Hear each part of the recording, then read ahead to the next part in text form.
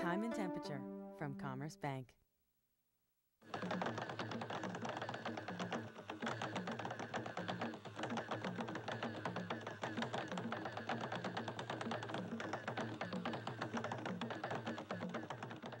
Max Roach, one of the most important artists in modern American music, has passed away.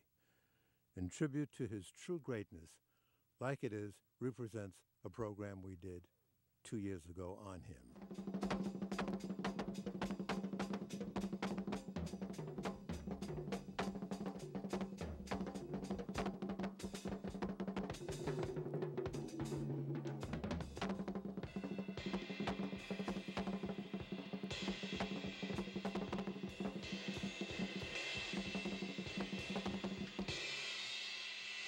Max Roach is one of the greatest percussionists ever produced.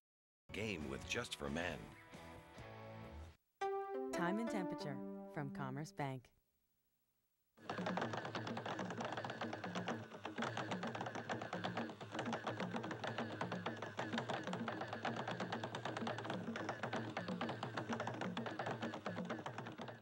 Max Roach, one of the most important artists in modern American music, has passed away. In tribute to his true greatness, Like It Is represents a program we did 2 years ago on him.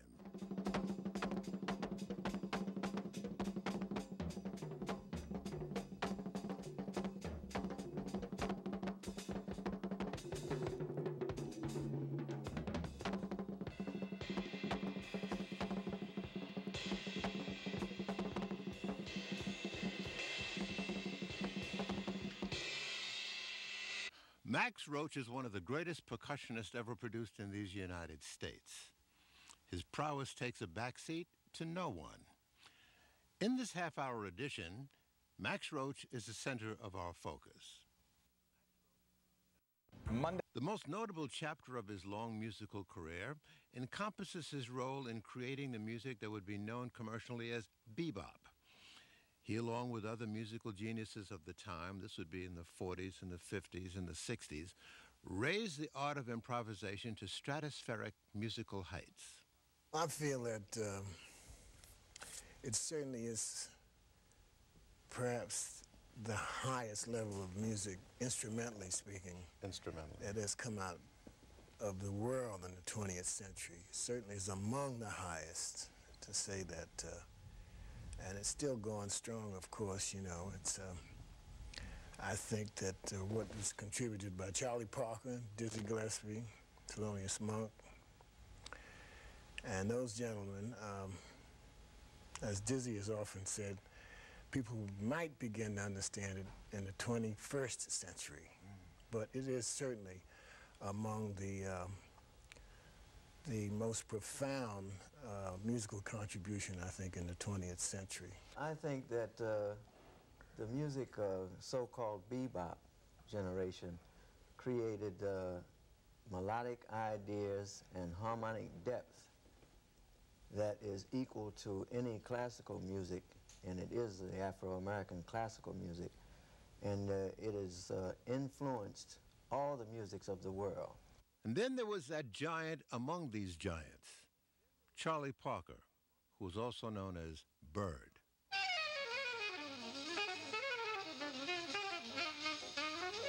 Charlie Parker was a master musician, one of the most competent of all time. Not only could he sight-read music as easily as you and I can read words, but he could play anything that came to his mind. He had a phenomenal memory and a rich, deep sound in his tone.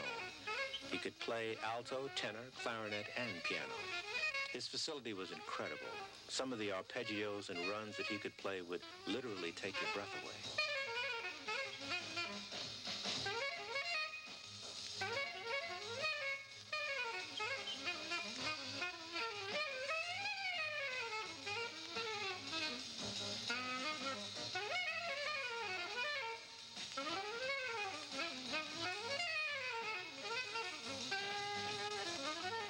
Some time ago, I talked with some of Max Roach's contemporaries about this music.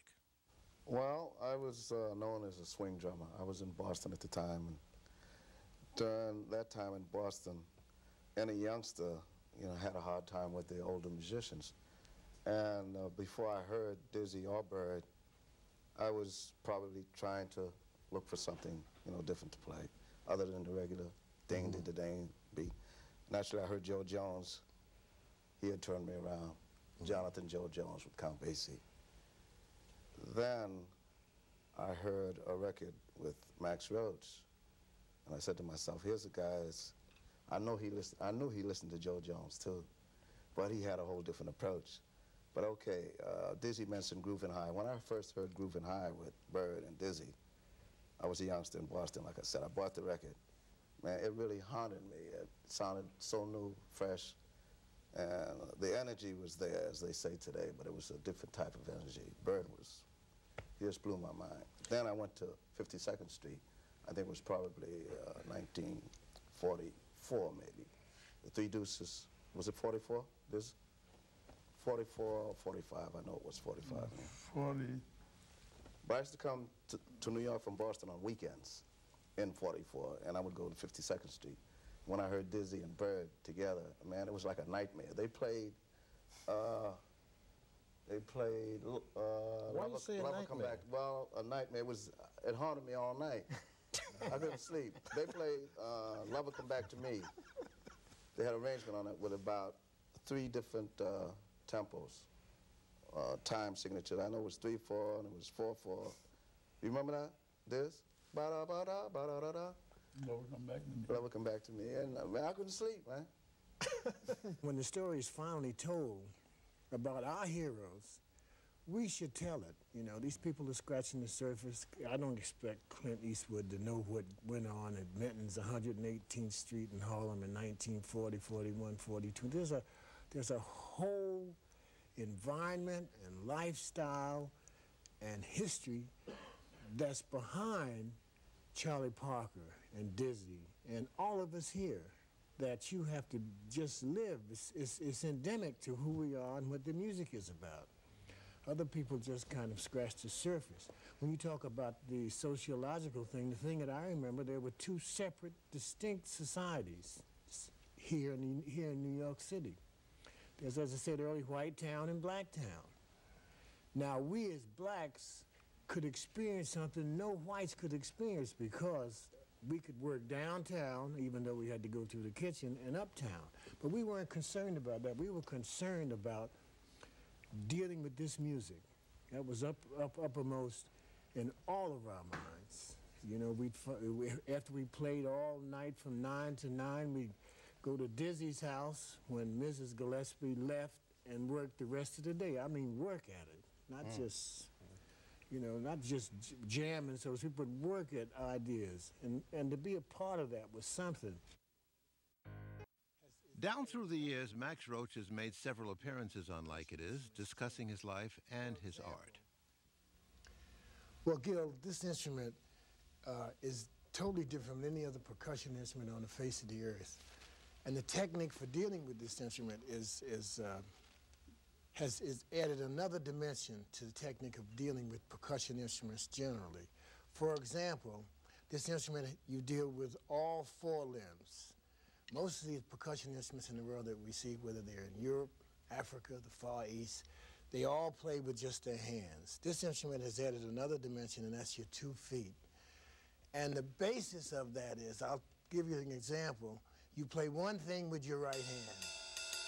You call this the swing beat. You play another thing with your bass drum. That's the 4/4 beat. Then you play another rhythm that's totally different with your left hand. That's the shuffle beat. Then with your left foot, you play a Charleston beat.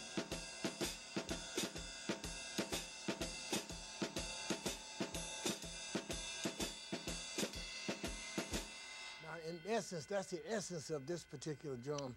You have to learn how to deal with all 4 elements. And they have to blend together, similar to, say, a string quartet. You have to hear everything. Now, that is what you employ when you're playing ensemble with a group. Right. Now, what happens when you solo?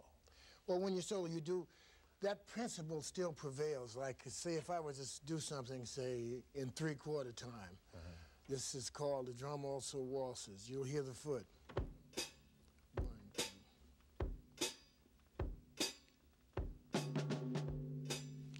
There's the theme.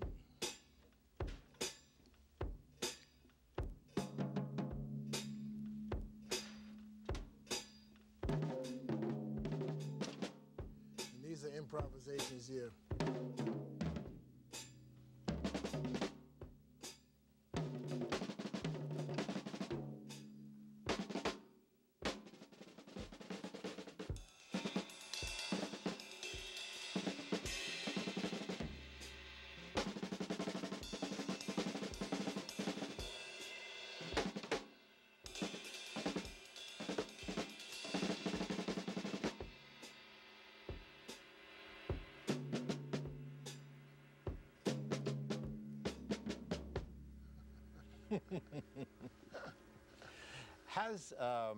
Has drumming changed from when you began the Lions of the day of the 30s and whatnot and 40s?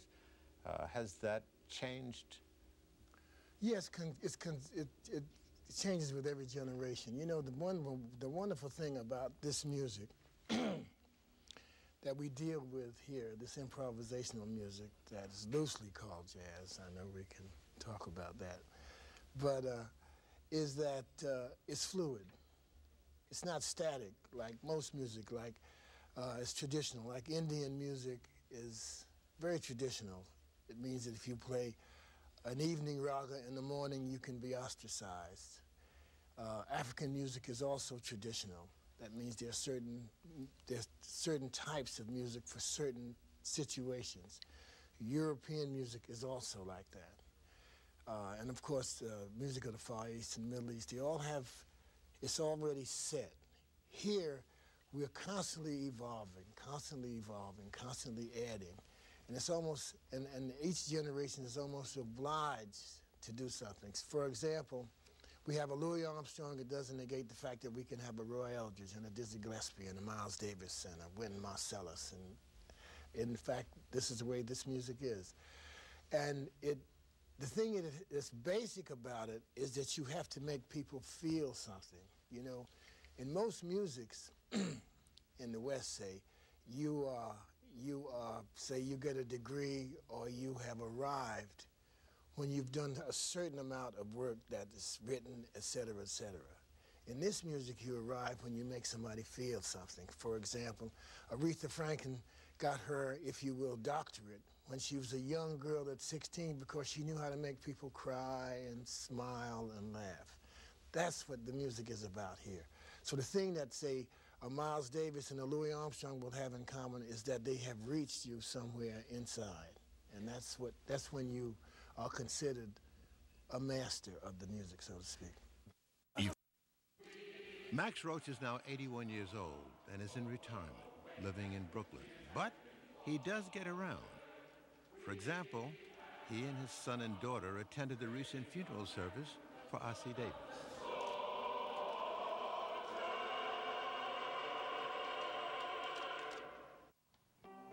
A few weeks earlier, the legendary pianist Randy Weston paid a visit to his longtime friend and fellow musician Max Roach, and like it, his cameras recorded that precious visitation.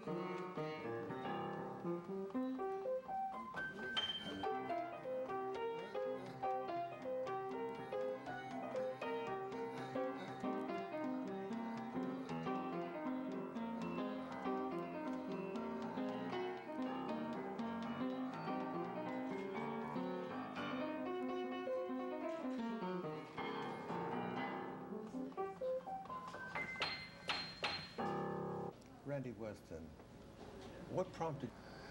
Hank Mobley, so many Booker Little, so many great artists, and Max Roach has touched all of us. What do you mean when you say discipline? Sorry? Discipline. What do you mean? To whatever you do, to do it the very best that you know how. If you're going to be a musician, be a total musician. Be a total man. And also have pride in yourself as an African American. For example, the term African American classical music, I learned that term from Max Roach. Really? Yeah. Because we were having a discussion about the word jazz. And what does this word mean? We have no idea what to mean, what he meant, you know. And Max was the first one I heard say that. And he defined our music correctly.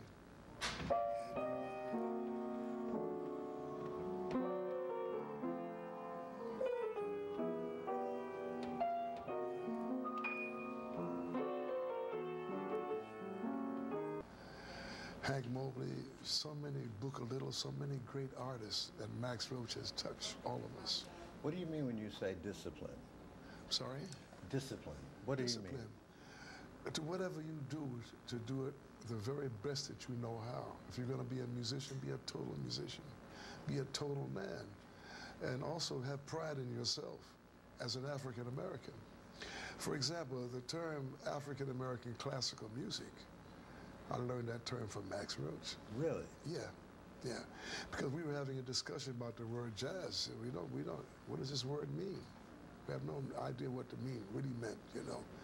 And Max was the first one I heard say that. And he defined our music correctly.